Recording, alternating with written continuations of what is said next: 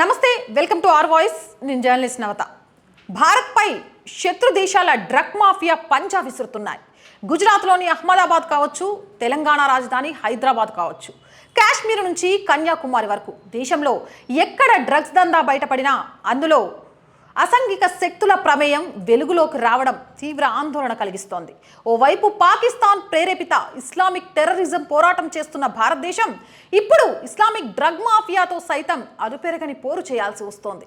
తాజాగా గుజరాత్ తీరంలో భారత నౌకాదళం, యాంటీ టెర్రరిస్ట్ స్క్వాడ్ మరియు నార్కోటిక్స్ కంట్రోల్ బోర్డు సంయుక్తంగా చేసిన ఆపరేషన్లో 3,300 కేజీల బరువుతో సుమారు 2,000 కోట్ల రూపాయల విలువైన డ్రగ్స్ పట్టుబడ్డాయి. భారతదేశ చరిత్రలోనే సముద్ర తీరంలో ఈ స్థాయిలో డ్రగ్స్ పట్టుబడడం ఇది తొలిసారి కావడం గమనార్హం. అయితే అటు ఇరాన్, ఇటు పాకిస్తాన్ దేశాలకు చెందిన డ్రగ్స్ మాఫియా ఈ మొత్తం వ్యవహారంలో ఇన్వాల్వ్ అయినట్లు ప్రభుత్వం గుర్తించింది. పలువురు ఇరాన్ దేశస్తుల్ని అరెస్ట్ చేసిన అధికారులు ఈ దందా తీగలాగే ప్రయత్నం చేస్తున్నారు.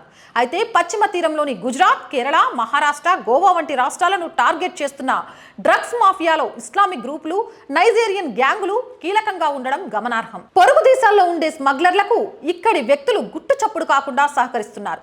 డాక్టర్లు, యాక్టర్లు, హోటల్ నిర్వాహకులు, వ్యాపారస్తులు ఇలా రకరకాల ముసుగుల్లో ఉన్న ఇస్లామిక్ సంఘ వ్యతిరేక శక్తులు ఈ డ్రగ్ దందాలో ఇన్వాల్వ్ అవుతున్నట్లు పోలీసు రికార్డుల ద్వారా తెలుస్తోంది. తెలంగాణలో కావచ్చు లేదా భాగ్యనగరంలో కావచ్చు, ఎక్కడ మత్తు పదార్థాలు దొరికినా వాటి వెనుక ఈ ఇస్లామిక్ డ్రగ్ మాఫియా హస్తం కూడా వెలుగు చూస్తుండడం ఆందోళన కలిగిస్తోంది. తాజాగా రాడిసన్ హోటల్ వెలుగు చూసిన డ్రగ్స్ బాగోతంలోనూ కొంతమంది ముస్లిం డ్రగ్స్ సరఫరాదారులు కీలకంగా వ్యవహరించినట్లు పోలీసులు గుర్తించారు. ఇదే కాదు, టాలీవుడ్లో సెలబ్రిటీలతో పాటు యూనివర్సిటీలు, పలు విద్యా సంస్థల్లో స్టూడెంట్స్ సైతం ఈ డ్రగ్ మాఫియా టార్గెట్ చేస్తోంది. బర్త్డే పార్టీలు, రేవ్ పార్టీలు, క్లబ్బులు, పబ్బుల్లో విచ్చలవిడిగా డ్రగ్స్ సరఫరా చేస్తూ యువతను నిర్వీర్యం చేస్తోంది. డ్రగ్స్ దందా వెనుక మూలాలను తవ్వితే వాటి లింకులు పాకిస్తాన్, బంగ్లాదేశ్, ఇరాన్, నైజీరియా వంటి ఇస్లామిక్ దేశాల్లో బయటపడుతున్నాయి.